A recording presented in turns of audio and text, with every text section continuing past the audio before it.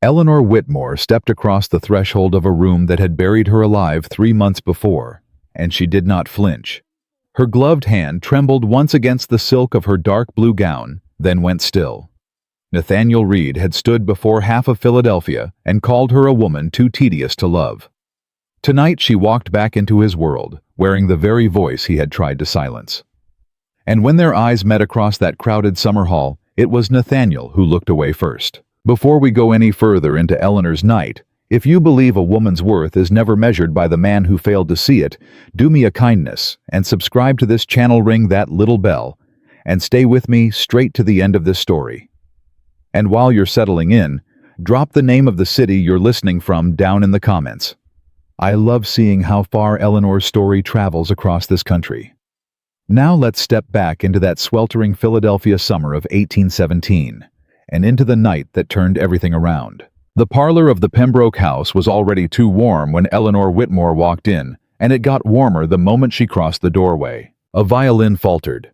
A lady near the hearth lowered her fan just enough to see over it, then lifted it again a great deal faster. A young man who had been laughing a second before forgot what the joke was.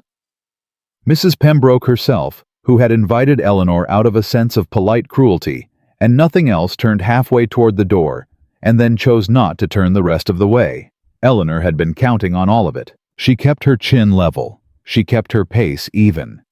She did not look for Nathaniel, though every nerve under her skin already knew exactly where in the room he was standing. Mrs. Whitmore. The voice at her elbow belonged to a thin woman in pale yellow silk. How very brave of you. Miss Ashbridge. Some of us weren't certain you'd come. Some of you weren't certain I'd still be upright, Eleanor said quietly. That isn't the same thing. Miss Ashbridge's smile cooled a full degree. You look well? I reckon that must be disappointing for a great many people in this room. Eleanor? I don't go by that to you tonight, ma'am. It's Mrs. Whitmore, unless you prefer the version your friends have been whispering all summer. Miss Ashbridge's fan came up. Eleanor moved on. She had practiced this walk for 2 weeks in a narrow hallway in her aunt's house on Pine Street. She had practiced the pace of it, the length of each step, the way her shoulders ought to stay back even when her lungs wanted to collapse. She had practiced what her face should look like when the whispers started. She had not been able to practice what her heart would do when she saw Nathaniel again. And so she had decided in the carriage that her heart would simply have to do whatever it pleased. She would not answer to it tonight. A cluster of matrons fell silent as she passed. One of them, a Mrs. Coleridge, who had once eaten supper at Eleanor's own table, touched her companion's arm and murmured something behind her glove. Ma'am, Eleanor said, stopping beside her. Was that meant to reach me, or were you hoping I wouldn't hear it? Mrs. Coleridge's mouth opened. No words came out. I only ask, Eleanor said, gentle as Sunday. Because if it's the first, I'd like the chance to answer properly. And if it's the second, well, I reckon you'd want to try speaking a touch softer next time. I was only remarking, on my gown. Yes, I heard. It's too bold for a woman in disgrace. Eleanor's voice did not rise. I thought on that a long time before I put it on. Then I decided I wasn't in disgrace. I was in Philadelphia. She moved on before Mrs. Coleridge could gather herself. Across the room, the musicians had begun again, quieter than before, as though the house itself was trying not to be caught watching. A cellist, a pianoforte, 2 violinists, a parlor song whose name Eleanor did not try to recall. She let the music carry her another 6 steps, and then stopped, because she had to stop, because she had found him. Nathaniel Reed stood near the tall windows on the far side of the parlor, one hand at his back, the other cradling a glass he was not drinking from. He was dressed the way he always dressed when he wanted to be seen taking trouble over himself, which meant he was nervous, which meant he had known she was coming. And beside him, a full hand's breadth closer than any respectable escort, stood a young woman in pale rose silk. She could not have been more than 20. She was laughing at something Nathaniel had not yet said. Eleanor felt the whole room turn toward her like a slow tide. She did not move. Mrs. Whitmore. It was a new voice, and closer than she expected. She turned. A tall, lean gentleman with silver at his temples and a tired, kind face stood at her shoulder. She searched for his name and found it after a beat. Mr. Galloway. He had been a friend of her late father's. He had not spoken to her since the divorce. Mr. Galloway. I thought I'd come over, he said, before anyone else in here loses their courage. That's generous. It's overdue. His eyes flickered past her toward Nathaniel and came back heavier. Your father, God rest him, would have crossed this room in a single stride to stand beside you. I'm a slower man than he was, but I got here. Eleanor's throat closed for an instant. She forced it open. You honor him, she said. I honor you, ma'am. That's a different thing. He bowed briefly and moved off to give her the dignity of not being seen in need of protection. Eleanor let out one small, careful breath. Then Nathaniel started across the room. She heard the conversation around her dim, the way conversation dims when something is about to happen that people will retell for years. She heard the rustle of silk as women leaned. She heard the soft clink of a cup set down too quickly on a tray. Nathaniel stopped 3 paces from her. The young woman in rose silk came along 2 steps behind him, and then had the decency, or the instinct, not to come any closer. Eleanor. Mr. Reed. A little muscle tightened in his jaw at the name. He had always hated being called by it. It sounded, he had once told her, like something a tradesman would answer to. I didn't know you were coming tonight. No, I imagine not. Mrs. Pembroke should have. Mrs. Pembroke invited me, Nathaniel. I suspect she thought I wouldn't come. I suspect you hoped the same. He glanced at the crowd. The crowd glanced back. You don't need to do this here, he said, dropping his voice. Do what? Whatever this is. This spectacle. I walked into a parlor, Mr. Reed. If that's a spectacle, the fault isn't mine. The younger woman in rose silk took a half-step forward. Nathaniel, Miss Ashworth. Eleanor turned to her with a courtesy so exact it was almost a blade. Forgive me. We haven't been introduced, though. I've heard your name quite a lot this summer. Miss Ashworth flushed. Mrs. Whitmore? Reed, if she prefers, Nathaniel said. I prefer Whitmore, Eleanor said, not looking at him. It was my father's name. Miss Ashworth, you're very young. I hope you've been told the whole of the story by now, and not only his portion of it. Eleanor, because the portion he keeps for company is considerably shorter than the portion he lived. Nathaniel's hand closed at his side. That's enough. It isn't nearly enough, Mr. Reed, but I'll spare Miss Ashworth the rest tonight. She didn't come here to be educated. You came here to humiliate me. I came here, Eleanor said very softly, to stand in the room you told the whole city I wasn't fit to stand in. That's all. If the sight of me upright humiliates you, sir, that's your conscience, not my gown.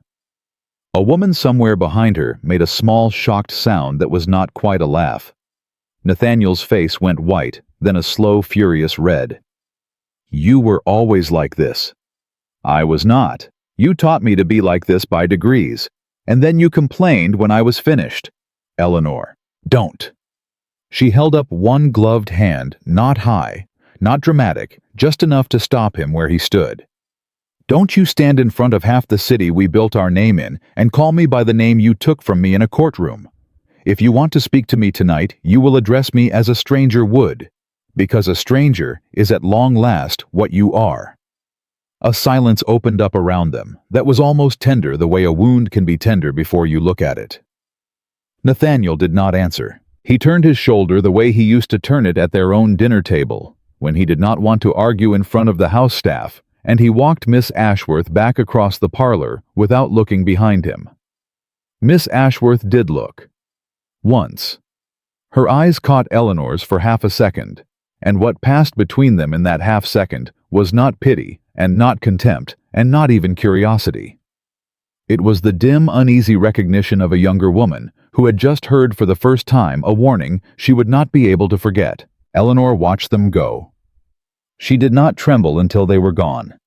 Then, she trembled in a private, controlled way, one small shiver down the line of her spine, and she breathed out of it the way her mother had taught her, to breathe out of grief, slow and through the nose, and it passed. That was considerable. The voice was dry, low, and amused. Eleanor turned. An older woman stood at her elbow, not tall, not small. Straight-backed as a flagpole, dressed in a deep gray silk that cost more than any gown in the room and pretended to cost less. Her hair was white at the temples. Her eyes were the pale, cool color of riverstone. "Mrs. Mercer," Eleanor said. She knew the name the way everyone in Philadelphia knew the name. She had never been introduced to the woman in her life. "Mrs. Whitmore."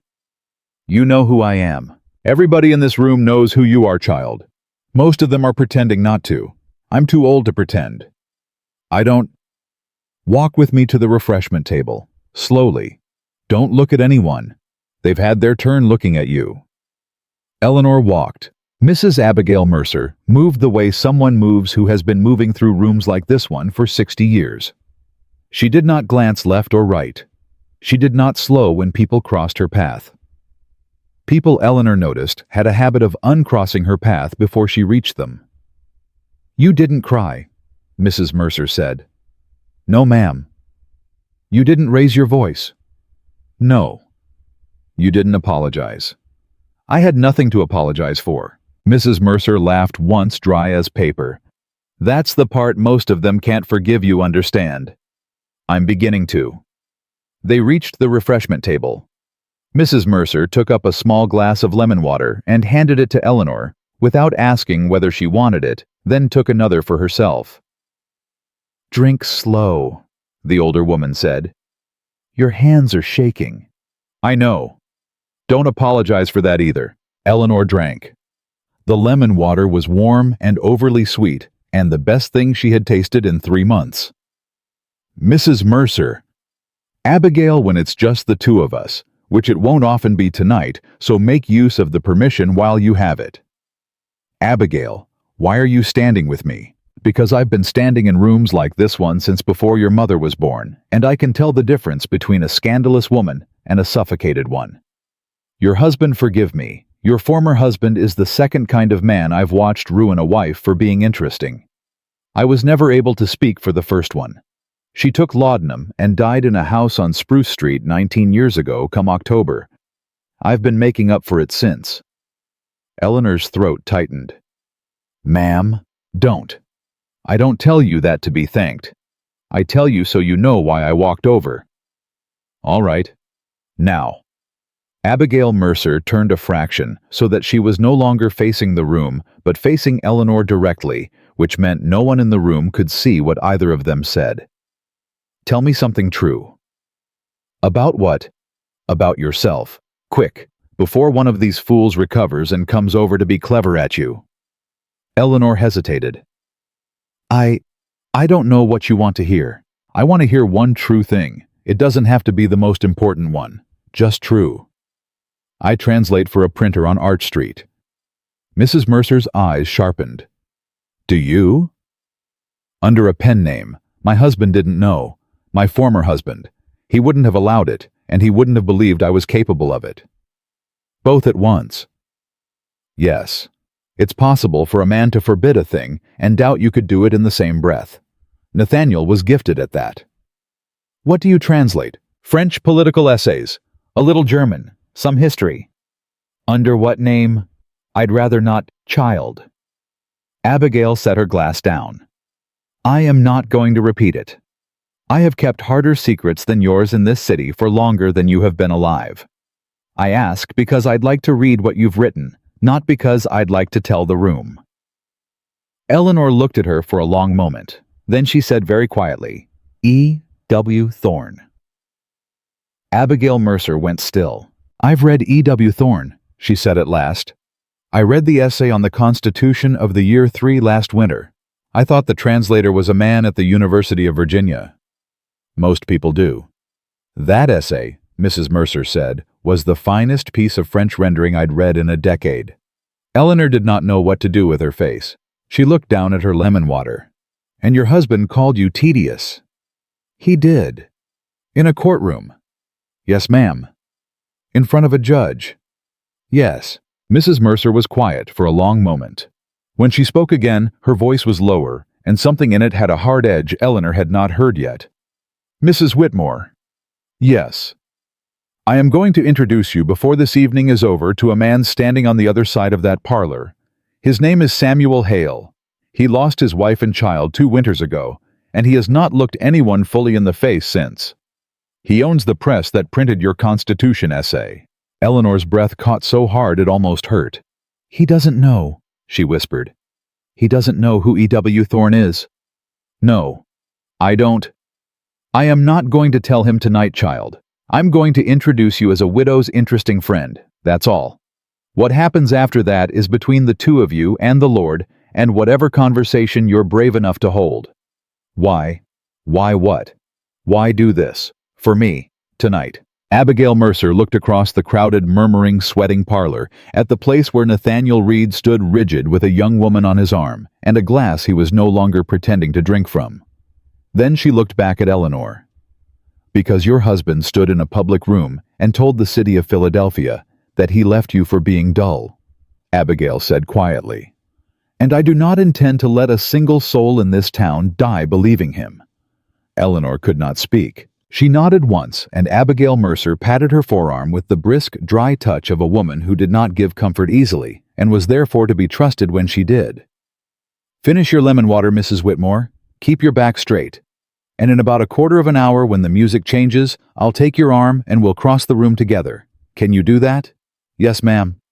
Good girl. Across the parlor, Nathaniel Reed glanced up from whatever Miss Ashworth was saying and looked without meaning to toward the refreshment table. What he saw there was his former wife upright, unweeping whole, and standing in easy conversation with the one woman in Philadelphia whose opinion neither money nor marriage could purchase. For the second time that night, it was Nathaniel who looked away first, and on the far side of the parlor, near the tall windows, where the summer dusk pressed pale against the glass, a quiet, dark-coated man who had not spoken to anyone in nearly an hour turned his head a slow degree and let his gaze rest for the first time all evening on Eleanor Whitmore's face. He did not know her name yet, but something in him, some old, careful door he had shut 2 winters ago and had not opened since moved. The quarter-hour Abigail Mercer had promised turned out to be closer to 20 minutes, and Eleanor Whitmore felt every one of them in her spine. He hasn't stopped watching you, Mrs. Mercer. Which one, child? The one by the window, the dark coat. Ah. Abigail did not turn her head. Good. Good. Samuel Hale has not watched anyone across a room in 2 years. If he's watching you, then whatever is about to happen is worth the wait. He might only be wondering who I am. He might be. He might also be wondering why a woman in a blue gown is still standing upright in a parlor that was set up to knock her down. Either is an improvement on his usual Tuesday. Eleanor tried to laugh. It came out wrong. Mrs. Mercer. Abigail. Abigail, I don't know what I'm doing. You are drinking lemon water. I know what you mean, child. You're afraid that if a decent man looks at you tonight, you'll confuse the looking for a rescue, and you'll hand him your whole self on a silver plate the way you handed it to the last one. Is that the fear? Eleanor's eyes stung. Yes.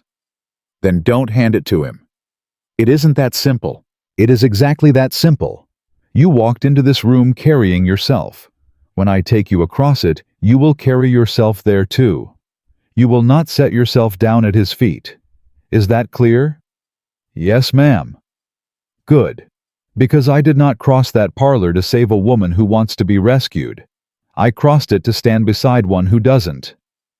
Eleanor swallowed hard and nodded. Now.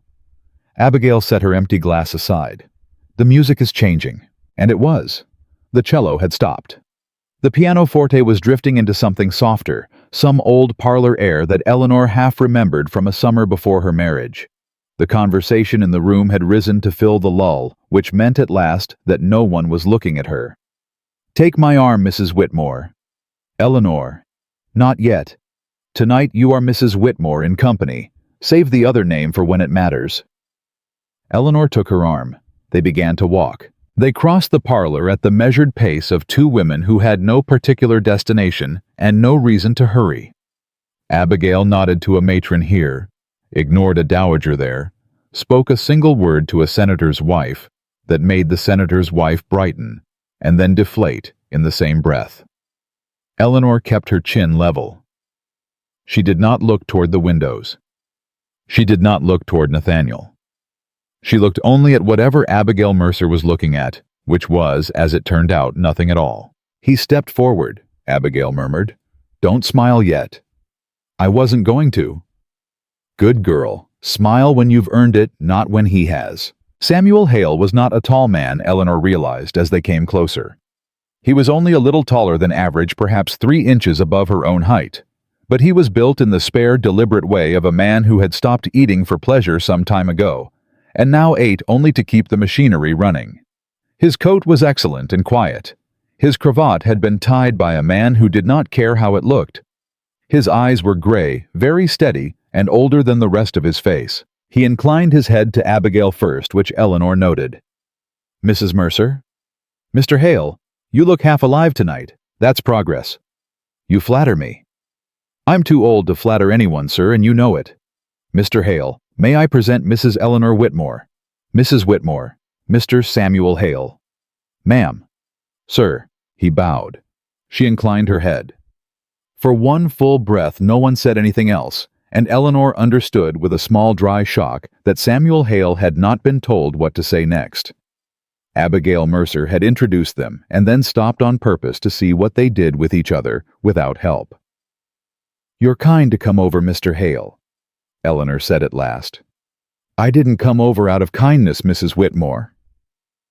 "Oh, I came over because Mrs. Mercer has been standing with you for 20 minutes, and Mrs. Mercer doesn't stand with anyone for 20 minutes unless she means to." Eleanor's mouth moved before she could stop it. "That sounds like an answer from a man who prefers not to make pretty ones." "It does." "Is that a habit of yours, sir, or a recent affliction?" A muscle moved at the corner of Samuel Hale's mouth. It might have been a smile if he had been willing to finish it. "A habit, Mrs. Whitmore." "Then I'll try not to waste your time with pretty questions." "I'd be obliged." Abigail Mercer, who had been watching this exchange with the expression of a woman who had just put a bet on a horse and found the horse was faster than advertised, took one measured step backward. "I see Mrs. Lloyd across the room," she said. "She has been waiting for me to notice her for the better part of an hour, and the poor thing may faint if I make her wait another minute. Mr. Hale, you will keep Mrs. Whitmore company." "I will." "Mrs. Whitmore, you will not permit Mr. Hale to stand in silence. It is a vice of his, and it is not to be encouraged in public." "I'll do my best, ma'am."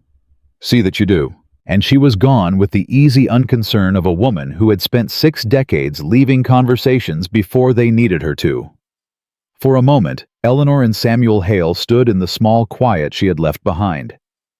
Eleanor could feel the parlor behind her, the press of whispers, the slow swivel of heads. She could feel without looking that Nathaniel had noticed. "You don't have to stay, Mr. Hale." "I know." "A great many people in this room are watching you speak to me." "I know that as well." "Some of them will draw conclusions." "They'll draw conclusions if I leave you standing alone too." "I'd rather give them a harder puzzle." Eleanor looked up at him. "Are you in the habit of giving this city hard puzzles, sir?" "I am in the habit of not caring whether I do or not. It's a different matter." "That must be a convenient habit." "It is an expensive one, Mrs. Whitmore. I paid for it." Something in his voice quiet, as it was made her glance up more fully. He did not look away. He did not pretend to.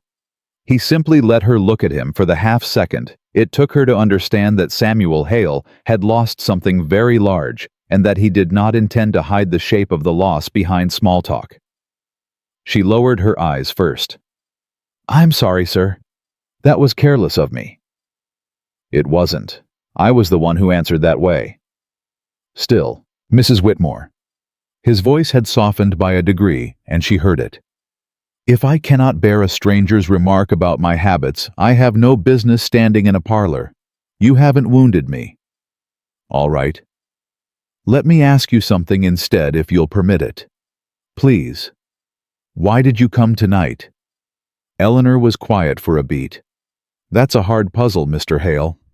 I thought we'd agreed I like those." "We did." She drew a slow breath. I came because if I didn't come tonight, I wasn't going to come next week either, or the week after. And I wasn't prepared to let a single evening at Mrs. Pembroke's parlor decide the shape of the rest of my life. That's a considered answer. I had time to consider it, 3 months of it. And the gown. What about it? It's bold for a woman who is supposed to be in retreat. I'm not in retreat, sir. No, Samuel Hale said quietly. I can see that. From the far side of the parlor, Nathaniel Reed had given up the pretense of attending to Miss Ashworth. He was speaking to her, and her mouth was moving in reply, but his eyes were not on her face. They were on Eleanor, and they had been for several minutes now, and Eleanor could feel the heat of his attention the way a person feels the sun through a window without needing to turn her head to check. Samuel Hale noticed it before she did. Your former husband is watching us, Mrs. Whitmore. I know. Would you like me to stop speaking to you? No. Would you like me to stand at a more decorous distance? No. Would you like me to walk you back to Mrs. Mercer? No, Mr. Hale. I would like you to ask me something else that you actually want to know. A pause. And then, to her surprise, he nodded once as though she had passed a small examination she had not known she was sitting for. Very well. What do you read, Mrs. Whitmore? At the moment, or generally, whichever you'd rather answer. Generally, then. History, political essay, a little philosophy, French when I can get it, German when my patience is long enough to deserve it. German rarely rewards the patient. You speak it, sir. Poorly. I can read it if the subject is dull enough that the writer felt no need to be clever. That describes most German. It does. He was not smiling exactly. But something in the line of his mouth had eased by a fraction, and Eleanor, who had been watching men's mouths for most of her adult life to know what was coming next, noticed. And you, Mr. Hale? I read what comes across my desk. That is a useful answer. It was meant to be. You own a press. I do. On Arch Street. Yes. You publish the Quarterly. I publish several things, Mrs. Whitmore. The Quarterly is the one most people know about. I know about the Quarterly. Most women of your circle do not. I am not in my circle anymore, sir. I haven't been since April. A small thing moved behind his eyes at that. Not pity. Something cleaner. Recognition, maybe. No, he said quietly. I don't suppose you are. For a moment, the parlor around them seemed very far away. Eleanor could hear the pianoforte and the small light rush of a dozen half-heard conversations and the creak of a boot on a parquet floor, but none of it was close. Mr. Hale. Yes. May I ask you something now? Please. Why have you not spoken to anyone else tonight? He considered her for a long, quiet beat. Then he said, Because most of the people in this parlor are here to be seen, Mrs. Whitmore. It costs me something I do not have much of to be looked at these days. And me. You walked in tonight prepared to be looked at by the whole of this city without flinching. I thought I might learn something from watching you do it. Eleanor did not know what her face did. She felt it heat along the cheekbones and prayed that the dim of the lamps hid it. That is the kindest thing anyone has said to me in 3 months, sir. I didn't say it to be kind. I know. That's why I can keep it. A silence sat between them. It was not the awkward silence of strangers. It was something stranger than that, something thicker. Eleanor did not try to fill it. Samuel Hale did not seem inclined to either. And it was exactly then, of course, that Nathaniel Reed decided he had watched enough. Eleanor! Her name in his voice from 3 feet away. She closed her eyes for the smallest possible moment. Then she opened them and turned. Nathaniel had crossed the parlor without an escort. Miss Ashworth was not behind him. A great many people in the room were no longer pretending to look elsewhere. Mr. Reed, I'd like a word. I am speaking with Mr. Hale. Hale. Nathaniel's eyes flicked once to Samuel's face, then back to hers. Forgive me. I hadn't realized you two were acquainted. We weren't, Samuel Hale said pleasantly. Mrs. Mercer introduced us 20 minutes ago. Ah. Was there something you needed, Mr. Reed? A word with my wife. Former wife, Eleanor said. A word with Mrs. Whitmore, then. I am content where I am, Nathaniel. Eleanor, please. I am content where I am. Nathaniel's color rose. He lowered his voice to the hissing murmur Eleanor remembered from the last 6 months of their marriage. The voice he used when he wanted her to behave and believed volume was manners. You are making a spectacle of yourself. I am speaking quietly with a gentleman in a public parlor. If that is a spectacle in Philadelphia, Nathaniel, you should have moved us to Richmond years ago. Eleanor. Mr. Reed. Samuel Hale had not raised his voice. He had barely altered it. But something in the way he spoke Nathaniel's name made Nathaniel, to Eleanor's quiet astonishment, stop. Yes, Mrs. Whitmore has told you that she is content where she is, twice. A third request on your part will begin to look like harassment to the people in this room, and there are a great many of them. I don't imagine you came across this parlor hoping to be seen asking a lady a third time for something she had twice declined. I was not. I am sure you were not. I only thought to spare you the appearance. Nathaniel stared at him. Samuel Hale looked back with the mild, exhausted patience of a man who had been made to say harder things to harder men on harder evenings than this one. Hale, Nathaniel said at last stiffly, this is a family matter. It has not been a family matter since April, Mr. Reed. You said so yourself in writing before a judge. Eleanor's breath caught. It took Nathaniel longer than it should have to understand what he had just been told. When he did, the color rose higher in his face, up past his collar, into the skin behind his ears. Somewhere, 3 steps behind him, a woman's fan stilled mid-wave. You overstep, sir. I don't believe I do. This is not your concern. It became my concern when you raised your voice to a lady in a room I happened to be standing in. If I misjudged, I will apologize. Have I misjudged Mrs. Whitmore? You have not, Mr. Hale. Then I have not overstepped Mr. Reed. Nathaniel's jaw worked. For a single ugly second, Eleanor thought he might swing, not strike, not in a parlor, but something worse, some public accusation, some final desperate stone. She had seen that look on his face before in their own dining room the night before he had sent his letter to the court. But Nathaniel Reed, whatever else he was a man who had been raised in this city, and he had been raised to understand what the sudden slow silence of an entire parlor meant. He bowed, not to Eleanor, to Samuel. Good evening, Mr. Hale. Good evening, Mr. Reed. And he turned and walked back across the parlor the way he had come, his shoulders tight, his boots too loud against the floorboards, and every eye in the room watching him go. Eleanor did not breathe for several seconds. Mrs. Whitmore? Yes. Your hand is shaking. I know, sir. It does that. Would you like to sit down? No. If I sit, they win. Would you like to walk, then? Yes.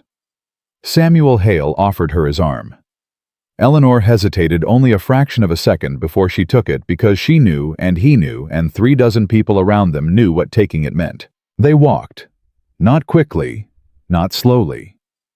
Across the parlor, down the long hall, out toward the open doors at the back of the house where the summer air was pressing in damp and green, and the pianoforte was no longer loud enough to drown out thought. Eleanor said when they were out of earshot of the nearest matrons, You should not have done that for me. I didn't do it for you. Mr. Hale, I did it because he was lying in front of me, and I dislike being stood near a liar in a warm room. It puts me off my evening. Eleanor laughed.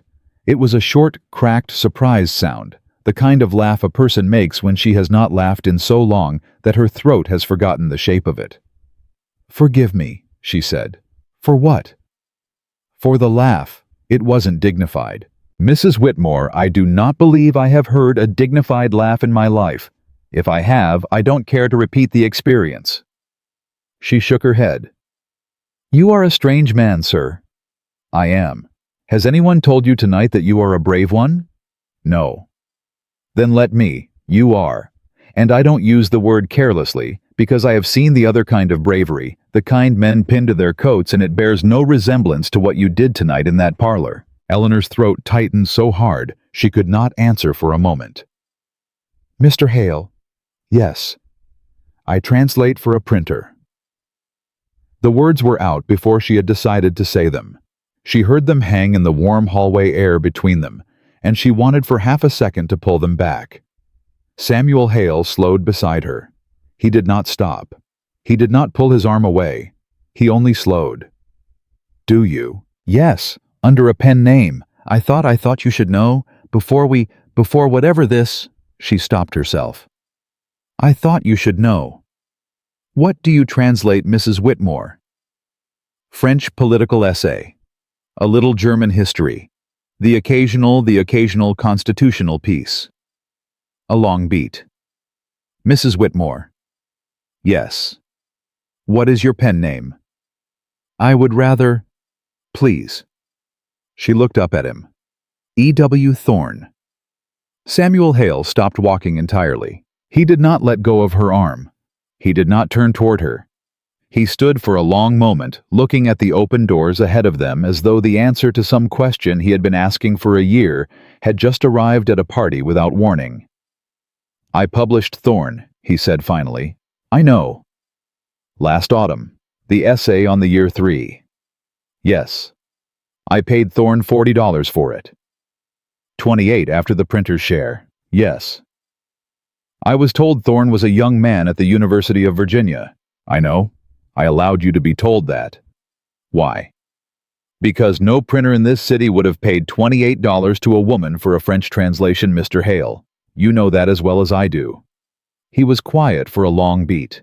"Yes," he said at last. "I do. I needed the $28. I understand. I am telling you now because—" She stopped. Her voice had gone rough. She steadied it. "Because you are standing with me in the door of a house where my former husband just walked across a parlor to humiliate me, and I have had enough of men not knowing the shape of the woman they are standing with." Samuel Hale was silent. For one unbearable second, Eleanor thought she had undone the whole evening. Then he said very quietly, "Mrs. Whitmore." "Yes. The essay you sent me last autumn was the finest rendering of Constant I have read in a decade. Mr. Hale, I argued for it over 2 other translations that came in the same week. I was told at the time that I was wasting paper on a young Virginian who had never written anything worth the ink. I believed I was right. I was more right than I knew. You do not have to. I am not flattering you, ma'am. I do not flatter. I am telling you that your former husband stood before a judge and called you tedious, and in the same year I was arguing in a back office on Arch Street that the finest mind in translation in this city was a man I had never met. You were both wrong about the same person. One of us has the honor of having been wrong in your favor." Eleanor could not speak. She stood in the hallway with her gloved hand on Samuel Hale's arm, and her throat working silently, and her eyes against every promise she had made to herself in her aunt's narrow hallway on Pine Street, filling hot. "I'm going to cry, Mr. Hale." "Mrs. Whitmore, I would consider it an honor." "I don't want to." "I understand. Hold my arm a moment longer. The doors are just ahead. The air will help." She held his arm. He walked her the last 6 steps. The summer night came up warm and green around them, full of the smell of boxwood and the far-off sound of the pianoforte. She did not cry. But it was a close thing, and Samuel Hale, to his credit, did not pretend otherwise. "Mrs. Whitmore." "Yes." "May I ask one more question tonight?" "Please." "Would you be willing one evening this week to attend a public lecture with me?" "As what?" "As yourself. Openly. Not as Thorne. Not as anyone's former wife. As Mrs. Whitmore standing next to a man who would be very glad to hear what she thought of the speaker." Eleanor closed her eyes. When she opened them, the answer was already in her mouth, small and certain, and she let it out before her fear had time to take it back. "Yes, Mr. Hale. I would." Behind them, inside the parlor, the pianoforte had stopped again, and a great deal of conversation had not yet resumed.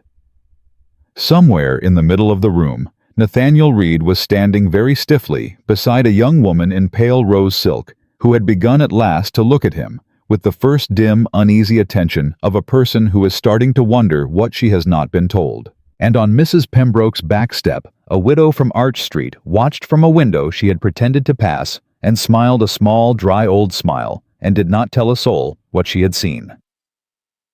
The lecture Samuel Hale had proposed was held on a Thursday evening at the Athenaeum on 5th Street, and by the time Eleanor Whitmore took her seat beside him, half of Philadelphia already knew she would be sitting there. "You're trembling again, Mrs. Whitmore." "It's the heat." "It isn't the heat." "Mr. Hale, I would be obliged if you would permit me the occasional small lie about my own hands." "I'll permit it on Tuesdays, not on Thursdays."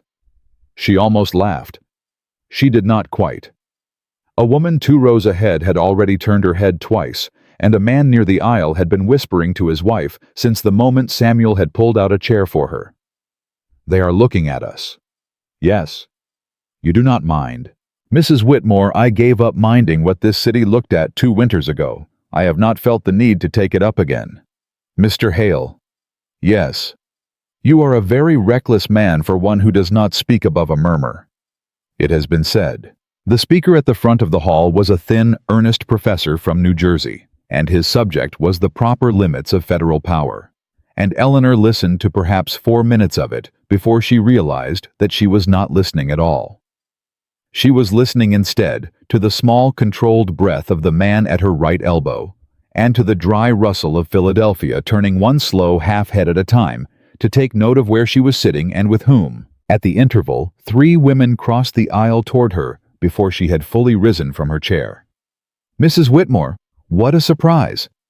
"Mrs. Coleridge." "And Mr. Hale. How unusual to see you at a public lecture." "I come to most of them, ma'am." "Do you? I had not realized." "Few people do. That's generally the point." The second of the 3 women, a Mrs. Ashbridge, whose daughter had stood across a parlor from Eleanor on a Saturday in May, pressed her fan flat against her bosom and smiled a smile that did not reach any part of her face. "Mrs. Whitmore, forgive me. I had understood from Nathaniel that you were keeping to your aunts this summer." "You understood from Nathaniel a great many things, Mrs. Ashbridge. Most of them were wrong when he told them to you, and I expect they have not improved with age." "Mrs. Whitmore, if you will excuse me, ma'am, Mr. Hale and I would like to stretch before the second half." She took his arm before she had finished speaking, and Samuel Hale, who had stood the whole exchange without a word, walked her past the 3 women at a pace that was not fast enough to be a retreat and not slow enough to be a parade. "You did that well." "I did it angry." "I noticed." "Is that a fault, sir?" "Mrs. Whitmore, I would sooner stand beside an angry woman who tells the truth than a pleasant one who doesn't. Anger is not a fault. It is a kind of honesty most women in this city are not permitted." "You are going to ruin me, Mr. Hale, if you keep saying such things in public." "I will say them in private then, if you prefer." She stopped walking. "Mr. Hale." "I overstepped." "You did not. You please do not apologize. I have not heard that sentence said to me in that tone in a very long time. Perhaps ever. I needed a moment." "Take it." She took it. He waited. Around them, the Athenaeum hummed with the low, self-important murmur of Philadelphia's quarter intellectuals, and a small knot of men near the east window had begun to glance openly toward the pair of them, and back at each other. And Eleanor Whitmore stood for a full 10 seconds with her gloved hand pressed against Samuel Hale's forearm and did not speak. "All right," she said finally. "All right. All right, let us go back in. I would like to hear the second half." I have had, as it happens, a great deal of practice listening to men explain things to rooms. The second half of the lecture was sharper than the first, and Eleanor's opinion of the professor from New Jersey had dropped considerably by the time he reached his conclusion. She was still composing the shape of her objection in her head when Samuel Hale, without looking at her, said under his breath, "His argument fails on the 4th point." The 4th. He has confused enumeration with limitation. I thought the same. I suspected you had. How? Your hand went still on your knee when he said it. You are a woman who grows quiet when she is disagreeing. I have been watching for it. Mr. Hale. Yes. That is a very dangerous sentence. I know. The professor closed his lecture. The hall applauded. Samuel did not applaud, and Eleanor, after one beat, did not either, and in the 3-second silence that opened around them, she understood that she had crossed a small private line and did not intend to cross back. They were at the door when Nathaniel Reed stepped out of a knot of men near the vestibule. He had not this time brought Miss Ashworth. Eleanor. Mr. Reed. I'd like a word. I am leaving with Mr. Hale. A private word. I do not owe you a private word. Eleanor. Mrs. Whitmore, Mr. Reed. You may call me Mrs. Whitmore, or you may not call me at all. Nathaniel's color climbed. Samuel Hale did not move, did not speak, did not take his arm from under Eleanor's hand. He stood the way a man stands who has decided not to make a thing any larger than it needs to be. Hale. Mr. Reed. I would be obliged to you, sir, for a moment with Mrs. Whitmore. That is not mine to grant Mr. Reed. It is hers. Eleanor. 2 minutes, Nathaniel. In the vestibule. Not on the step. Not in the carriage yard. 2 minutes. Agreed. Mr. Hale. I will be here, Mrs. Whitmore. Do not rush. She walked with Nathaniel to the vestibule. She did not take his arm. She did not look at his face. When they stopped under a wall, sconce that sputtered weakly, she said before he could open his mouth, Speak. Eleanor. 2 minutes, Mr. Reed. Speak. You are making a fool of yourself. That is not worth the walk you just made me take. People are talking. People are always talking. People are saying, I do not care what people are saying, Nathaniel. I stopped caring what people said about me in April in a courtroom when you stood up and said I was tedious in front of 3 men and a clerk. Whatever this city is whispering about me now cannot reach me. You burned the part of me that could be reached. You think I wanted this. I think you wanted an obedient wife and did not know the price of one until you paid it. Eleanor. Speak, Nathaniel, or I am going back through that door. Samuel Hale. Is a gentleman who has never raised his voice to me. Samuel Hale is using you. Is he? He is a lonely man, Eleanor. He lost his wife. He lost his child. He is reaching for the first woman who will hold still long enough for him to feel alive. You are a consolation. Nothing more. It was a clever thing to say. It was, Eleanor realized with a small, cold shock, the cleverest thing Nathaniel had ever said in her hearing. He had found in the 3 months since the divorce a new edge, the edge of a man who had not been winning and had begun to study how. She took one long, slow breath. Nathaniel. Yes. Did you come here tonight to warn me off him, or to see whether I had the nerve to stay? Eleanor. Answer me. You came because you heard I was going to be here, and you sat through a lecture you had no interest in a hall you haven't entered in 2 years, because you could not bear the idea that I might be sitting beside a man who was listening to me. That is why you came. Admit it, Nathaniel, or say nothing else, because I do not have the stomach for a third version of this conversation tonight. You are I am what? You are not yourself. Nathaniel Reed. Her voice had dropped. It had not risen. I have never been more myself than I am standing in this vestibule. You simply did not know the shape of me. You preferred not to. Eleanor. Is that your 2 minutes, sir? Listen to me. I have listened to you for 8 years. It did not agree with my health. He opened his mouth. He closed it. He opened it again. He will tire of you. The words were quieter than the rest and uglier. Perhaps. He will. Perhaps he will, Nathaniel, and if he does, I will survive it because I have already survived a man who did, and I was not allowed even the dignity of choosing him. You are not warning me of anything I have not already lived through. You are only telling me you would enjoy it. He flinched. It was the first time in the whole of their 8-year acquaintance that Eleanor Whitmore had ever seen Nathaniel Reed flinch. She did not enjoy it. She had expected to. Good evening, Mr. Reed. Eleanor. Good evening. She walked back through the vestibule door without looking behind her, and Samuel Hale was exactly where she had left him, and he did not ask what had been said, and she was grateful to him for that, in a way she could not have explained if he had asked. Home Mrs. Whitmore.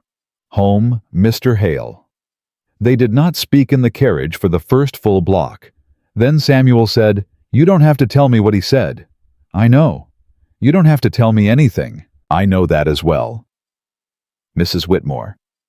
"Yes." "He said I would tire of you." Eleanor turned her head sharply. "How?" "It is what a man like that says. He has been saying it to himself in private for 3 weeks. He came tonight to try it aloud." Mr. Hale. "I am not going to tire of you, Mrs. Whitmore." "You do not know me well enough to promise that." "I am not promising. I am telling you what I know about myself. The two are different." "They are, yes. I lost my wife 2 winters ago. I lost my daughter the same week. I have not spoken of either to anyone in this city since the March after, and I am not going to speak of them at length tonight because I am not yet equal to it. But I will tell you this. A man who has stood in the upper room of his own house and watched his wife die with his daughter in her arms does not tire of the next woman who is kind to him. He is only very, very careful about whose hand he reaches for, because he is aware that he cannot afford to be wrong. Eleanor did not answer for a long moment. Then she said, "I am sorry, Mr. Hale." "Don't be." "I am sorry all the same." "Thank you." The carriage rolled another block. "Mrs. Whitmore?" "Yes." "You also do not have to say anything. I only wanted you to have that because he will say it again. He is not finished." "I know.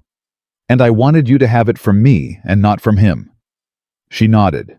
She did not trust her voice. When the carriage reached the corner of Pine and Ninth, she laid her hand very briefly on his wrist before she descended, and it was the first time she had touched him without the barrier of a sleeve. And she did not say anything, and neither did he, and it was better than saying anything would have been. In the 6 days that followed, Philadelphia decided. The news that Samuel Hale had escorted Eleanor Whitmore to a public lecture moved through Society Hill by Friday, through Germantown by Saturday, and into the older Quaker houses by Monday. By Tuesday evening, a merchant's wife on Chestnut Street had told 3 of her sisters that Samuel Hale had lost his senses. By Wednesday morning, a widow on Walnut had told her laundress that Eleanor Whitmore had been the mistake of a grieving man. By Wednesday afternoon, the laundress had told her husband, and her husband had told a clerk at Samuel Hale's own printing house. The clerk, whose name was Josiah Pennell, and who had worked for Samuel for 11 years, closed the door of the back office and told his employer, "Mr. Hale." "Josiah." "They are saying Mrs. Whitmore is using you." "Are they?" "Yes, sir. They are saying she has no money, and that she is a clever woman, and that a clever woman with no money." "Josiah." "Sir?" "Thank you for telling me. I would like to be alone, please." "Yes, sir." Samuel sat in the back office for nearly an hour. Then he sent a boy to Pine Street with a folded note, and the note said only in a hand Eleanor was learning to know, "Come to the print house tomorrow morning at 9. I would like to show you something. S. H." Eleanor came. She had not been in a printing house in 8 years.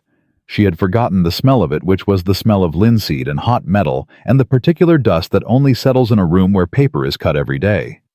She had forgotten the sound of it, which was the low, steady pulse of a wooden press, and beneath that the softer ticking of type being set by hand at a table near the back. Samuel was not in this front room. A thin boy with ink on his knuckles pointed her to the back office without saying a word. "Mrs. Whitmore." "Mr. Hale." "Sit, please." "Mr. Hale, if this is about what the city is—" "It is. Sit, please." She sat. He did not at first. He stood at the window with his back to her for a moment, his hands behind him, and Eleanor had the sudden, unwelcome understanding that Samuel Hale was trying to decide how to say something he had rehearsed and was not satisfied with. "Mrs. Whitmore." "Yes." "I have been told that the city is saying you are using me." "I know." "You know."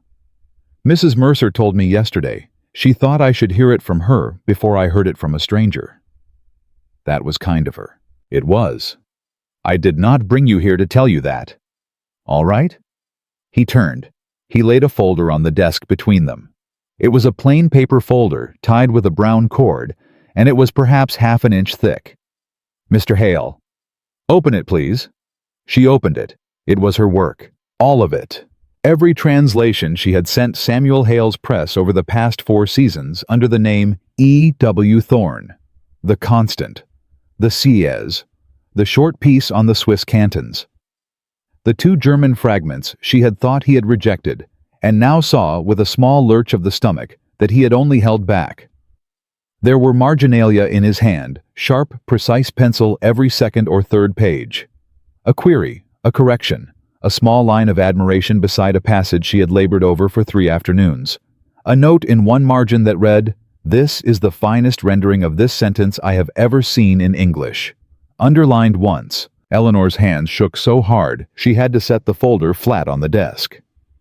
Mr. Hale, I did not bring you here to flatter you.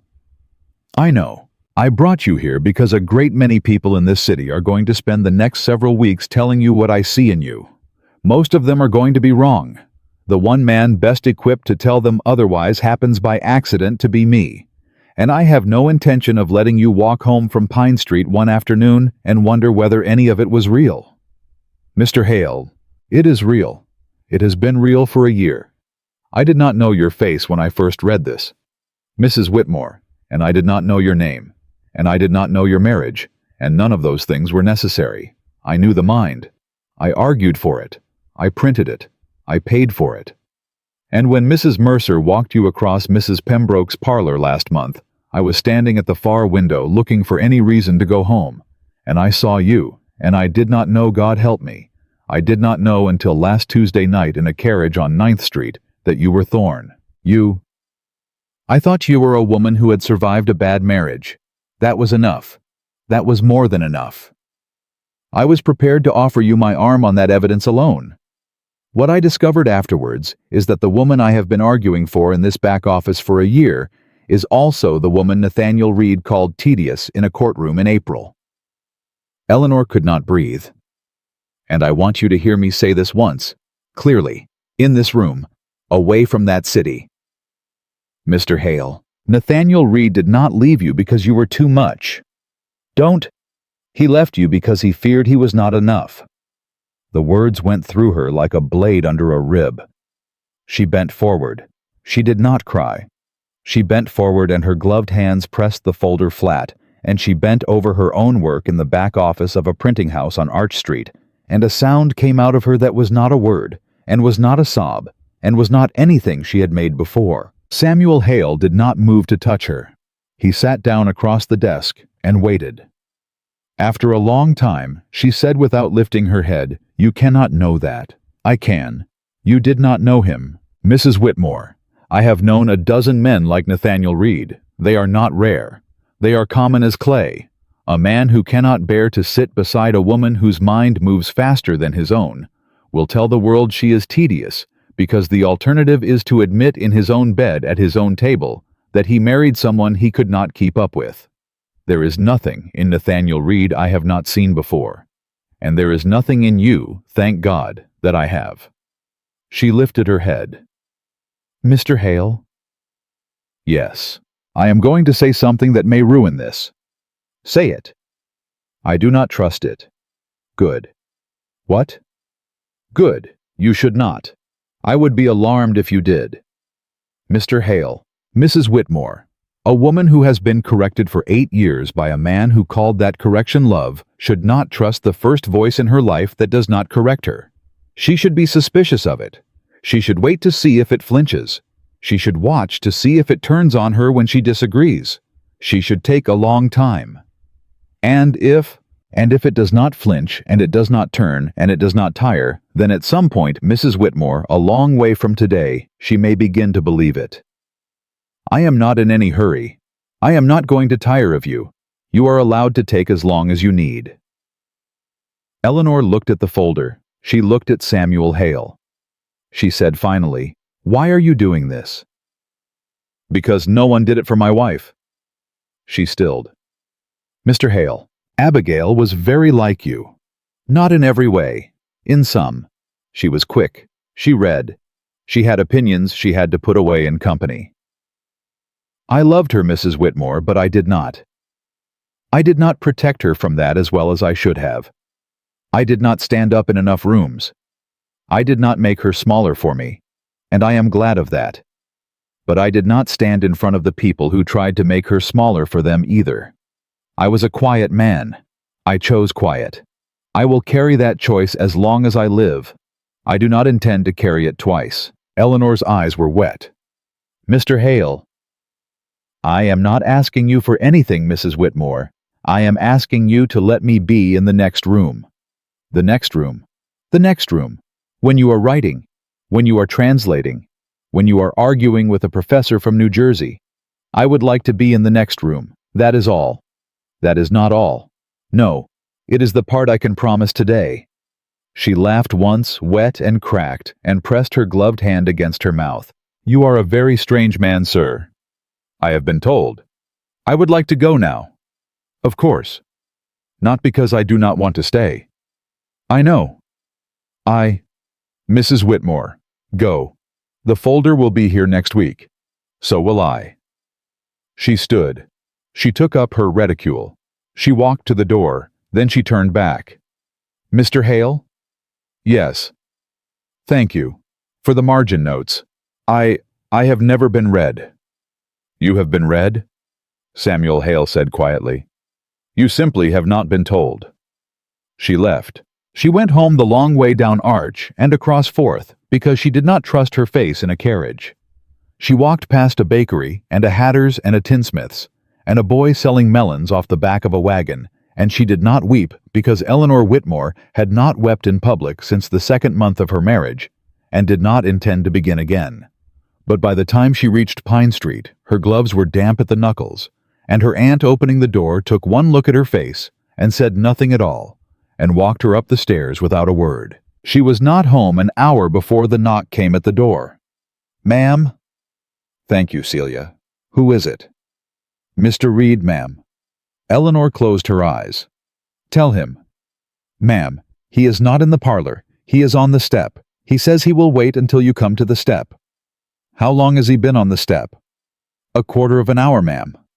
Eleanor rose. She did not change. She did not freshen her hair. She walked down her aunt's narrow stair and across the front hall and opened the front door herself and stepped out onto the step in a plain afternoon gown with her hands empty at her sides. Nathaniel. Eleanor. What? You were at Samuel Hale's printing house this morning. I was. People saw you. Yes, I imagine so. I walked in the front door. Eleanor. Mr. Reed. Do you understand what this is doing? To whom? To me.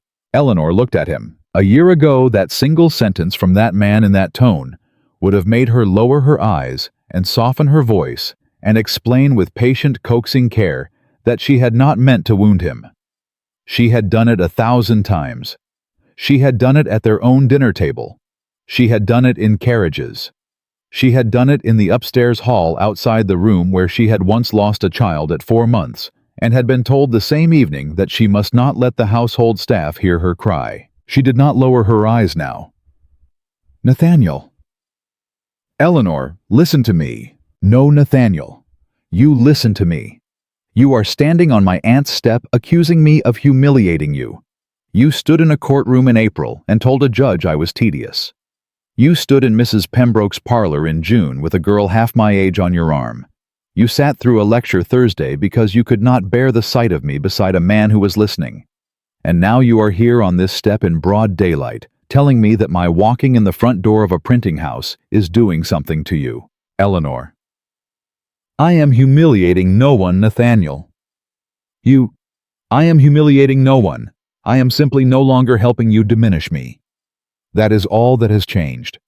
And if the sight of a woman who no longer helps you diminish her feels to you like humiliation, then I would suggest, sir, that the problem was never my size.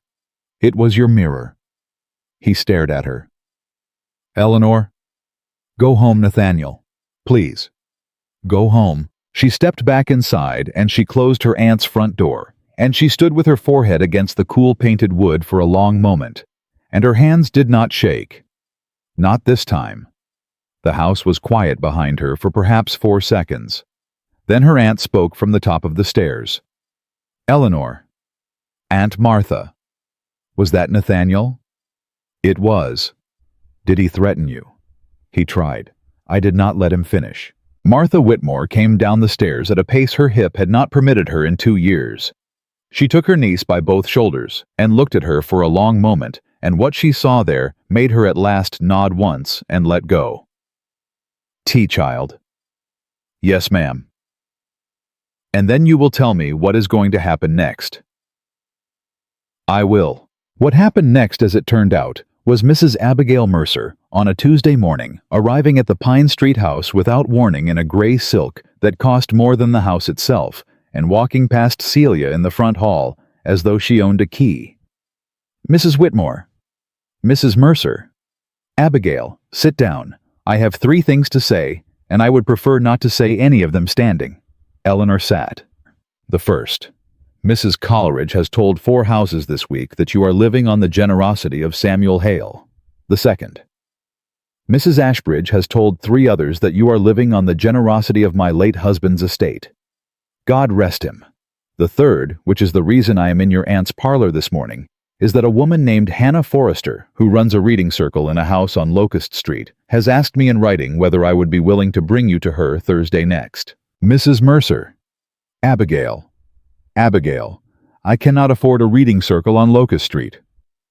Child, Hannah Forrester is not charging you admission. She is asking you to speak. Eleanor set her teacup down very carefully. Speak on what? On the constant. Eleanor closed her eyes. She knows. She knows what I told her, which is that the translator of the constant essay in last autumn's quarterly is a woman living in Philadelphia, and that if she would like to hear the translator speak on the subject of her own work, she would do better to ask than to wonder. Abigail. Eleanor. You had no right. I had every right. I asked you first 6 weeks ago whether you were willing for your name to travel under its own sail. You told me then that you were not ready. I have not told a soul but Hannah Forrester since. I am telling you now because Hannah Forrester is a woman whose parlor has launched more American writers than any press in this city, and she has asked for you, and I will not have you refuse her out of a habit of hiding that does not belong to you anymore. Eleanor did not answer for a long moment. If I stand up in that parlor as myself, she said finally, I will never work under Thorne again. No. Samuel's Press has paid me $28 apiece for 4 seasons. That is not a small number for a woman with no husband and an aunt who cannot walk up her own stairs without pain. No, it is not. If I stand up in that parlor, child, if you stand up in that parlor, you will be paid going forward what a man would be paid, not by Samuel. Samuel already paid you what a man would be paid.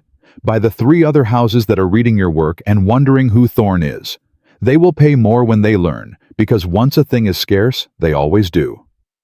Mrs. Mercer, Abigail, I do not say this to flatter you. I say it because I have watched the economics of this city for 51 years, and a woman whose mind has been named in Hannah Forrester's parlor is no longer a woman working in secret. She is a woman a press can boast of having. That is worth money. It is not the same money as a husband's, and it will not purchase you a carriage, but it will purchase you, Eleanor, a door you can shut against a man on a step. Eleanor looked at the older woman for a long time. Thursday next. Thursday next. I will come. Good girl. Abigail. Yes. I am afraid. I know you are. Be afraid and come anyway. That is the whole of it. She came. She stood in Hannah Forrester's parlor on Locust Street on a Thursday evening at the end of July, in the same dark blue gown she had worn to Mrs. Pembroke's, because her aunt had insisted, and she spoke for 40 minutes without a single page of notes on the essay she had translated the previous autumn. She spoke on constant. She spoke on the limits of the legislator. She spoke at one point on a sentence in the original French that she had labored over for 3 afternoons, and she told the 14 women in the room plainly that she had not been satisfied with her rendering and would not be satisfied with it for the rest of her life, and Hannah Forrester, who was known in 3 counties for never smiling at a speaker, smiled. When it was over, a thin woman at the back of the room rose. "Mrs. Whitmore?" "Yes." "Forgive me. I am not of this city. I am visiting from Baltimore. My name is Rebecca Ashton. I publish a small quarterly there. I would like if you are willing to commission you." Eleanor's breath caught. "On what subject, Mrs. Ashton?" "On any subject you choose, at whatever rate you name." "Mrs. Ashton, I am in earnest, Mrs. Whitmore. I came to Philadelphia this week on my own money to hear you speak, and I have heard you. I do not make this offer lightly, and I do not make it out of pity." Abigail Mercer from the second row did not turn her head. She did, however, permit herself one small dry sound that a person who had known her for 50 years would have recognized as a laugh. "I accept, Mrs. Ashton. We will speak after." "Thank you, Mrs. Whitmore." Samuel Hale was not in the parlor that night. He had not come. He had not been invited. He had sent that morning a note to Pine Street that read, "Only, tonight is yours. I will see you when you wish to see me." S.H. Eleanor read the note 3 times before she left the house. She folded it into the small inner pocket of her reticule, and she carried it across the city and into Hannah Forrester's parlor, and stood up in front of 14 women, with it against her ribs, and when Rebecca Ashton of Baltimore rose to commission her, Eleanor thought for a small hot second. Not of her own triumph, but of the man who had stayed home so that the triumph would be without question hers. It was the first moment in 8 years that Eleanor Whitmore had understood in her body the difference between being loved and being managed. She went to see Samuel at the printing house the following morning. "Mr. Hale." "Mrs. Whitmore." "I have been commissioned by a woman from Baltimore." "Have you?" "At a rate of $40 apiece." "That is a decent rate." "You knew." "I knew she was going to be at Mrs. Forrester's last night. I did not know what she would offer. I suspected she would offer well." "You sent her." "I did not send her, Mrs. Whitmore. I told a friend in Baltimore in the spring that there was a translator in Philadelphia whose work she would be a fool not to read. My friend told Mrs. Ashton. Mrs. Ashton came on her own money. I did not send her. I did not pay her. I told one person one true sentence. That is all." "Samuel." He stilled. It was the first time she had called him by his given name. He did not make a thing of it. He did not lean forward. He only very quietly set down the composing stick he had been holding and laid it flat on the desk between them and waited. "Samuel, why did you not come last night?" "Because if I had come, Mrs. Whitmore, the story in this city this morning would not be that Eleanor Whitmore spoke brilliantly in Hannah Forrester's parlor. It would be that Samuel Hale's lady spoke brilliantly in Hannah Forrester's parlor. I did not care to give this city that sentence. I did not think you had worked for it." Eleanor did not answer for a moment. "Samuel?" "Yes. I am going to argue with you about something later this week." "Good. You do not know what it is. I do not need to. You are going to argue with me. That is all I wanted to hear. Please do it when you are ready. I will be here." She nodded once and left, and walked back to Pine Street at a pace her feet had not known in 8 years.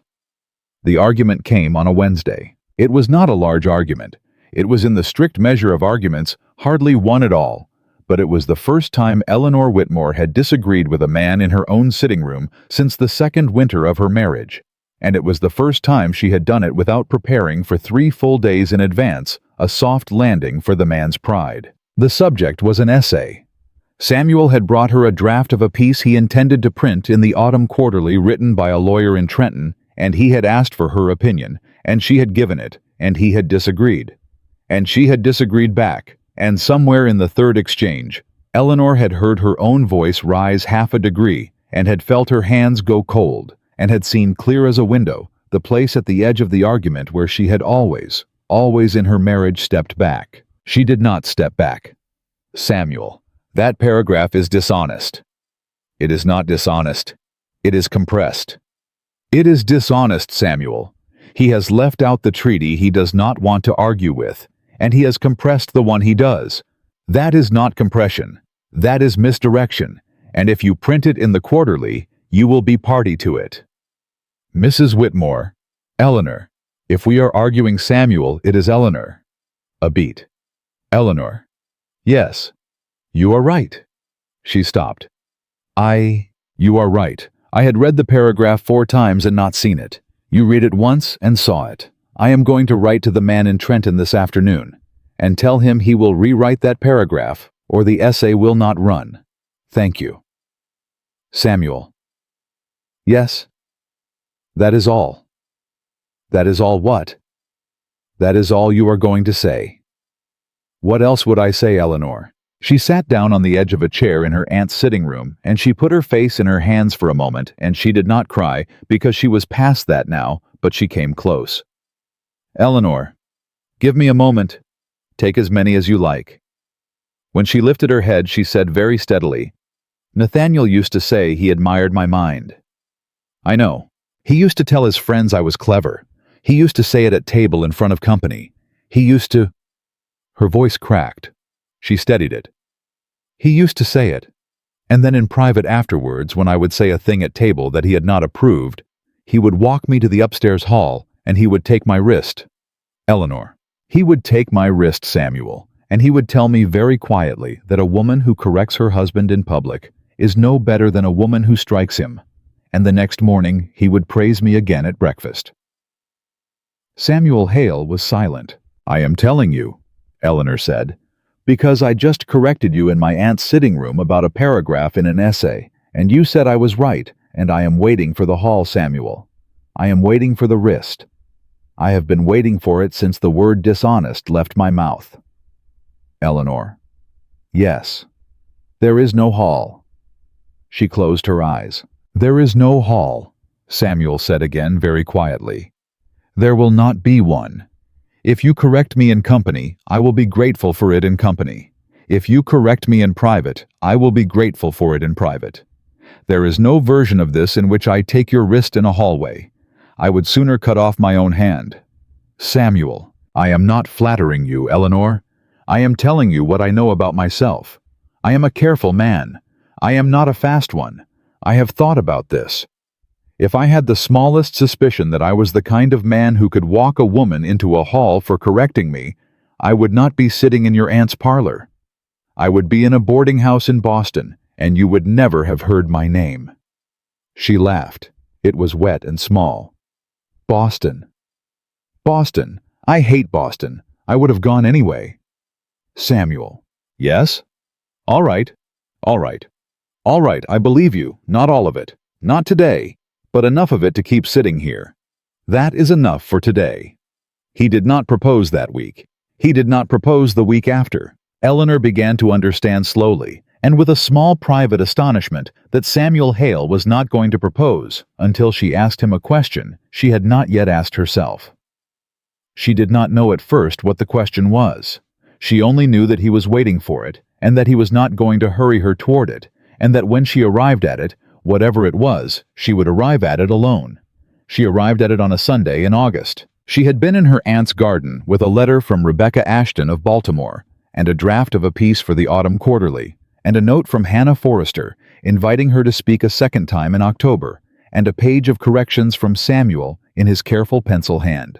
And she had looked at the 4 papers together on her lap, and she had thought with a small startled clarity, I am going to live. Not survive. Not endure. Live, and a few steps behind that thought, quieter came the other one. I would like him beside me while I do it. She stood up. She folded the 4 papers. She put on her bonnet. She walked the 8 blocks to Samuel Hale's rooms on Arch Street, and she knocked on his door herself, which no woman of her standing had any business doing. And when his housekeeper opened the door, Eleanor said plainly, Please tell Mr. Hale that Mrs. Whitmore is here, and that she would like 5 minutes of his time in the front room with the door open, and that she will not sit. The housekeeper, a woman of 60 who had seen a great many things in Philadelphia in her years of service and was past being shocked, said only, Yes, ma'am. and went to fetch her master. Samuel came at once. "Eleanor." "Samuel." "Is something wrong?" "No." "All right. I have something to say to you, and I want to say it standing, and I want to say it first, because if I let you say anything first, I will lose my nerve." "Say it." "I am not asking you to marry me, Samuel." A very small silence. "All right. I am telling you that if you ask me, I will say yes, on one condition, and I would like the condition agreed before the asking, so that neither of us is standing in a parlor in front of a minister one day wondering whether we understood each other. Tell me the condition. I will never again be loved on the condition of becoming smaller." Samuel Hale did not move for a full breath. Then he said very quietly, "Eleanor." "Yes, I accept the condition." Without hesitation, without alteration, and without negotiation, I accept the condition. You will never be loved in my house on the condition of becoming smaller. You will, if you permit it, be loved on the condition of becoming exactly the size you are, and in the years we have together larger. I will take it as my work to make sure of it. Eleanor's eyes went hot. "Samuel." "May I ask you now?" "Yes." "Eleanor Whitmore, will you marry me?" "Yes." "All right. All right. All right. Thank you." They stood in his front room for perhaps 4 more seconds, neither of them sitting, neither of them touching the housekeeper, pretending very hard to be in the back hall. And then Eleanor laughed, the second real laugh of her summer, and Samuel Hale, to his own considerable surprise, laughed with her. It was the first time she had heard him laugh. It sounded, she thought, like a man who had not used the sound in 2 years and had just remembered he owned it. They were married in September, in a small ceremony at a friend's meeting on 4th Street, because Eleanor had had enough of large rooms and because Samuel had never wanted one. Mrs. Abigail Mercer stood at Eleanor's side.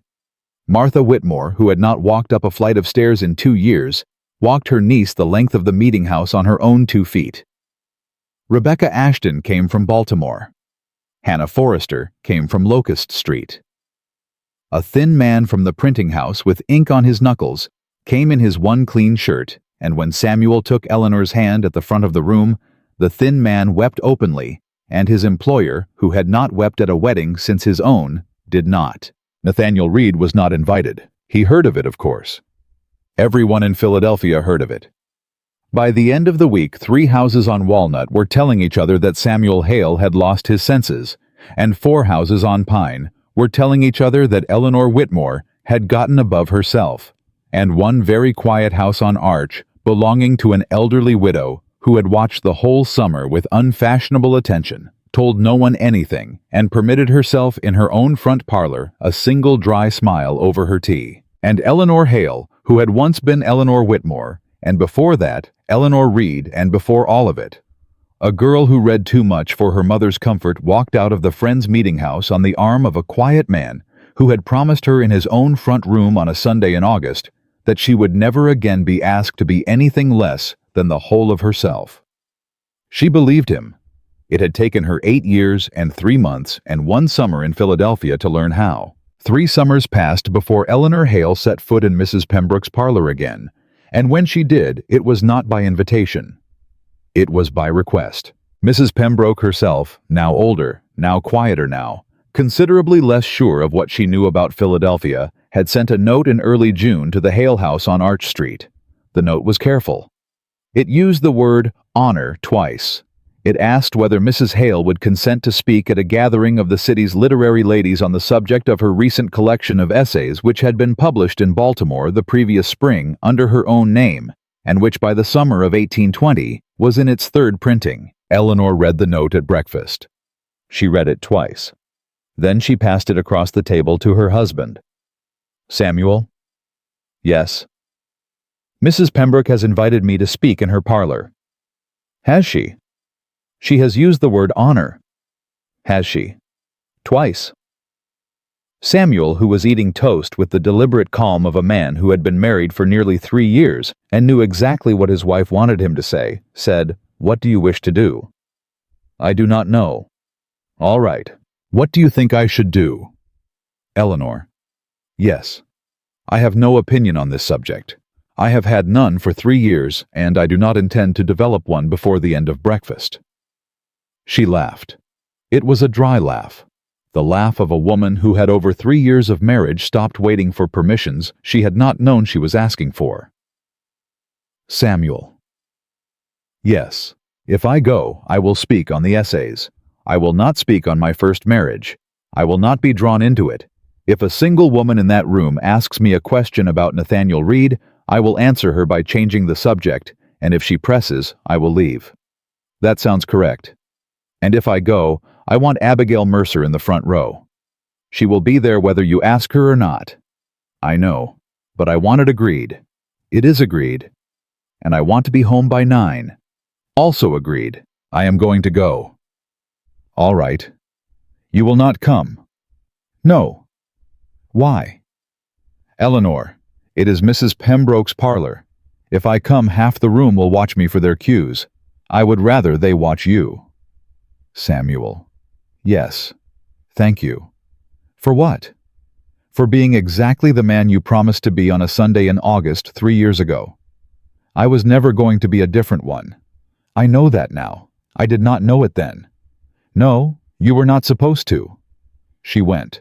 She wore a gown of deep green silk that Samuel's housekeeper, who had over the 3 years become her housekeeper, had pressed the night before. She wore her mother's small pearl earrings. She wore around her wrist under the cuff of her glove a thin ribbon that Samuel had tied there that morning at the front door without a word, and that she did not intend to untie until she came home. The parlor was full. Mrs. Pembroke met her at the door herself, which Mrs. Pembroke had not done for any guest in 20 years. She said, "Mrs. Hale, thank you for coming." She said it quietly. She did not use the word honor a third time, and Eleanor, who had been prepared to find the word tedious if it were repeated, found she respected Mrs. Pembroke a little for knowing better. Mrs. Pembroke. There is a chair near the hearth. Mrs. Mercer has claimed the seat beside it. Of course she has. She has been there for 40 minutes. Of course she has. Abigail Mercer at 76 was a touch slower on the stair than she had been at 73, but her eye had not dimmed by a single candle. When Eleanor sat beside her, Abigail took her hand once briefly and said without looking at her, "Speak slower than you think you need to, child. Half of this room has never heard a woman speak on her own work in her own voice. They will need the time. Yes, Abigail. And do not be clever. No. Be true. Yes. Good girl." Eleanor spoke for an hour. She did not speak on her marriage. She did not speak on her divorce. She did not speak on Nathaniel Reed, or on Samuel Hale, or on the summer of 1817, or on the night she had walked into this same parlor in a dark blue gown with her hands shaking. She spoke on the essays. She spoke on the translator's duty to the original.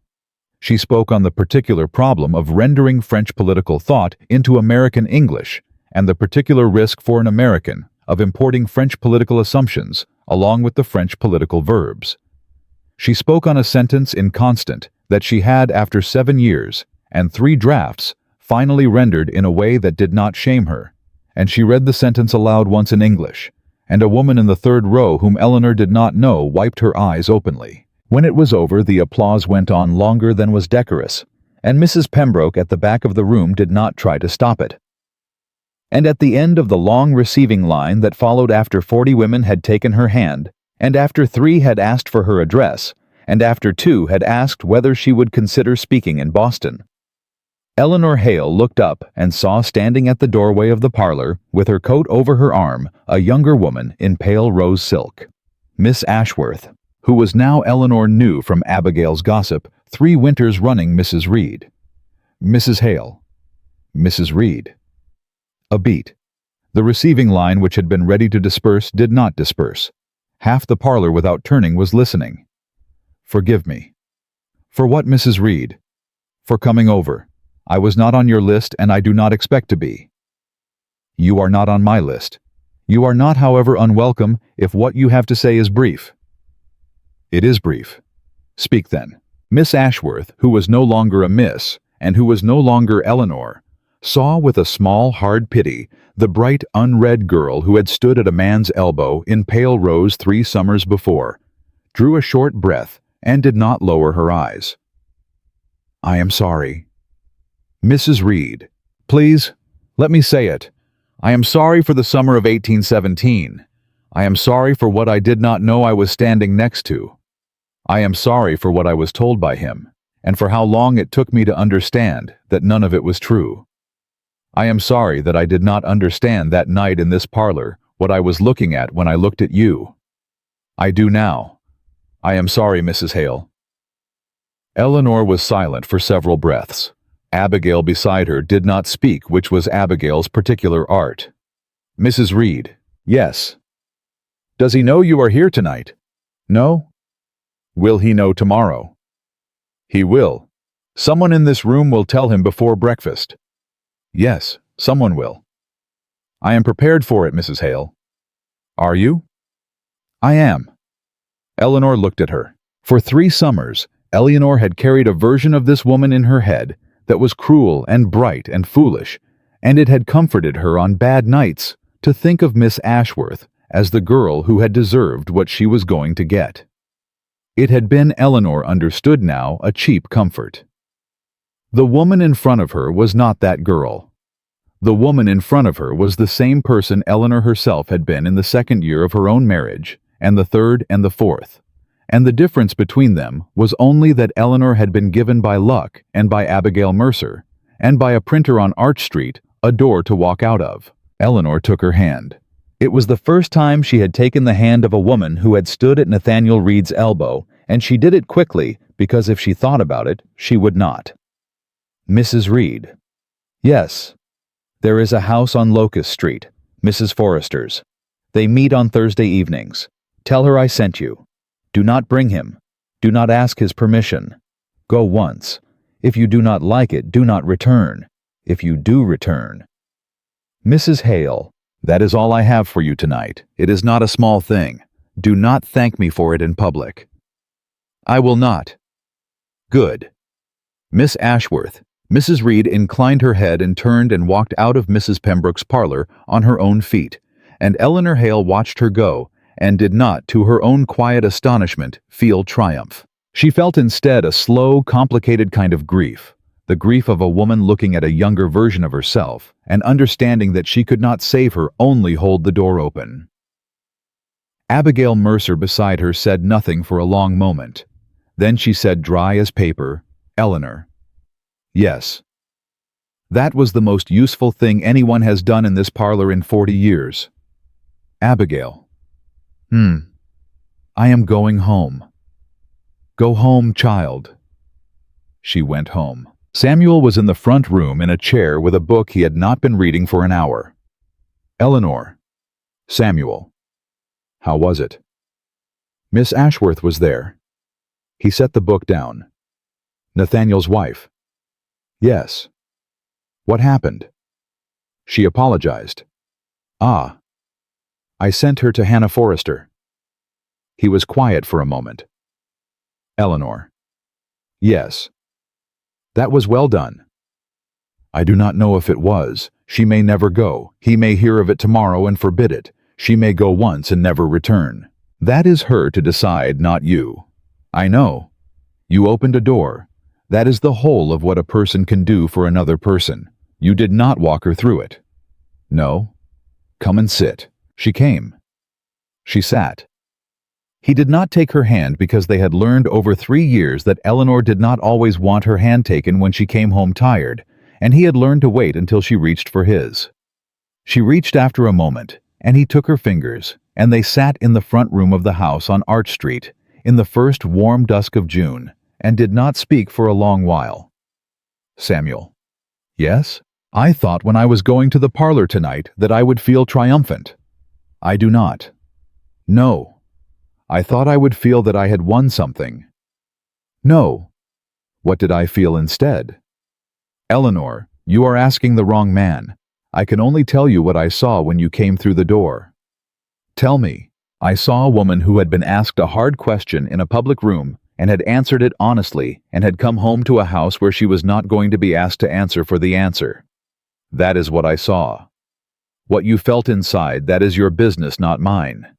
She laughed softly. "You are a very odd man, Samuel Hale. I have been told. I am going to tell you something now. Go on." "I am with child." A very long silence. "Eleanor, I was not certain until Tuesday. I did not want to tell you until I was certain. I am certain. Dr. Rush confirmed it this morning while you were at the press." Samuel Hale, who had not wept at his own wedding, who had not wept in the back office of the printing house on the day he had laid a folder on a desk, who had not wept, so far as Eleanor knew, since the winter. His first wife and his first daughter had died in the upper room of a house he no longer lived in. Lowered his head over her hand and wept without a sound, for perhaps a minute and a half. Eleanor did not speak. She placed her other hand over the back of his head lightly and kept it there and waited. When he lifted his face again, he said, "Eleanor." "Yes." "I am afraid." "I know. I am afraid in a way I have not been afraid in 3 years." "I know, Samuel. I will not—" He stopped. He found the sentence. He tried it again. "I will not be less of the man I have been to you because I am afraid. Do you understand that? I will not shrink toward you out of fear. I will not ask you to be smaller because I am frightened of losing you. If I fail at that in the next 8 months, I want you to tell me, and I will correct it." "I will tell you." "Good." "Samuel." "Yes. I am also afraid." "I know." "We are going to be afraid together then." "Yes." "All right. All right." The child was a girl. She was born in the February of 1821, in the upper room of the Arch Street house, with Abigail Mercer in the next room telling Martha Whitmore in a low, dry voice exactly what to expect at each stage, and with Samuel Hale on the landing walking the length of it for 7 hours without sitting. When the midwife opened the door and said, "Mr. Hale, your wife is well, and so is your daughter," Samuel Hale did not answer for a full count of 3, because he did not at first trust that his voice would come out at the shape he needed it to. Then he said, "Thank you," and went in. Eleanor in the bed, pale and steady and alive, looked up at him over the small wrapped bundle at her shoulder. "Samuel?" "Eleanor." "Her name is Abigail." "Yes." "You agreed to that 6 months ago, so do not pretend to be surprised." "I am not surprised." "Come here." He came. He looked at the child for a long time. Then he looked at his wife. "Eleanor." "Yes." "I want to tell you something." "Tell me." "The press received a letter yesterday from a law office on Chestnut Street, Nathaniel Reed's law office." She stilled. "What did it say?" "It said that Mr. Reed's second marriage has been dissolved by mutual petition on grounds of incompatibility this past December. It said that Mr. Reed has left Philadelphia for his family's land in Virginia. It said that the law office is closing his accounts in this city, and that any correspondence in future must be directed to a clerk in Richmond." "Samuel!" "I did not tell you yesterday because I did not want you laboring with that news on you. I am telling you now because the child is here, and she is well, and you are well, and I do not want a single thing between us that you do not know." Eleanor was quiet for a long moment. "Samuel." "Yes." "I do not feel anything." "No." "I thought I would. I thought if I ever heard he had lost her too, that I would feel—" She stopped. "I thought I would feel paid." "And you do not." "No. I feel Samuel. I feel that he is a small man, and that he has been a small man the whole time, and that the woman he drove out of his house 3 years ago is not in this room with us. I left her on Mrs. Pembroke's step in the summer of 1817. I have not missed her. I am not going to start today." Samuel Hale bent and kissed his wife's forehead, and then very carefully kissed his daughter's. "Eleanor." "Yes." "She will grow up in a house where her mother is read." "Yes." "She will grow up in a house where her mother's opinions are answered, not corrected." "Yes." "She will grow up believing that is what a house is." "Yes, Samuel." "Good." Years later, when little Abigail Hale was 7 and could already read her mother's translations aloud, with only a little help on the French, a woman at a dinner party on Walnut Street asked Eleanor over the second course whether she ever thought of her first husband. Eleanor considered the question for a moment, in the way she had learned over the years to consider questions instead of answering them. "No," she said finally, "I do not." "Not ever?" "Not ever, ma'am. I think sometimes of the woman I was in that house. I owe her a great deal. She kept walking until she got here. But him, no. I do not think of him. He was not in the end a large enough man to think about." The table went briefly quiet. Then a younger woman at the far end, a Mrs. Forrester's niece who was perhaps 24 and newly married, and had the particular brittle brightness of a woman who was already beginning to suspect. Her husband said, "Mrs. Hale, may I ask you one thing? Please. What would you tell a woman who is in the house you used to be in? Tonight, right now?" Eleanor set down her spoon. She looked at the younger woman not unkindly, and she did not lower her voice because it was a sentence she had earned the right to say at a full and level volume in any dining room in Philadelphia. "I would tell her," Eleanor said, "that she is not too much. She has only so far belonged in the hands of a man too small to hold the truth of her. And I would tell her that there is a door, and that the door does not open by waiting. It opens by walking in a blue gown into the parlor he told the city she wasn't fit for, and by standing there upright until the room understands that he was wrong about her, and always had been, and always would be, no matter how long he lived, no matter how many younger wives he took, no matter what story he told. A woman is not difficult because a small-hearted man cannot hold her. She is simply expensive to him. And when the right man comes, and he will come, she will not have to make herself any smaller to be loved. She will only have to let herself at last be seen." The table did not speak for a moment. Then the young Mrs. Forrester's niece lowered her eyes and nodded once, and did not, anyone could see, intend to forget a single word of it for the rest of her life. And Eleanor Hale, who had once been called tedious in a courtroom in April by a man too small to hold her, picked up her spoon again and finished her soup and went home that night to a house on Arch Street, where her husband was reading by the fire, and her daughter was already asleep upstairs, and her own papers were waiting in her own study under her own name. She had never been too much. She had only once belonged in the hands of a man too small to hold the truth of her, and she never would again.